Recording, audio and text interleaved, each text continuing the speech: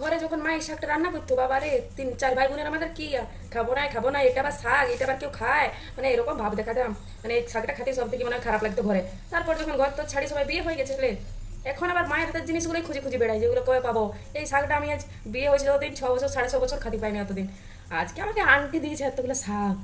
বাপরে, আমি এটা ভাজা করবো দারুণ করে, একদম শুকনা লঙ্কা পোস্ত আর রসুন দিয়ে দারুণ করে ভাজবো। তারপর আমি একাই এটা খাবো। ওর বাবাও খায় না, পুকু তো খায় না, পুকুর বাবাও খায় না। কিন্তু আমার ওই পুরোনো জিনিসগুলো এখন আবার বেশি ভালো লাগে, যেগুলো ছোটোবেলায় খেতাম মায়ের হাতে রান্না, মানে ওইটাই হয় মনে হয় মানুষের, যখন যেটা পাওয়া যায় না তখন সেটা খেতে ইচ্ছা করে। এই শাকটা না বাজারে পাই, আর না কোনোদিন ওখানে শ্বশুরবাড়িতেও আমাদের গাছ নাই যে শ্বশুরবাড়িতেও খাবো, কিন্তু আমার এখন এটা খেতে এত ভালো লাগে। এতদিন পরে খাচ্ছি, মানে কি যে ভালো লাগছে, মনে হচ্ছে কখন রান্নাটা করবো আর কখন খাবো।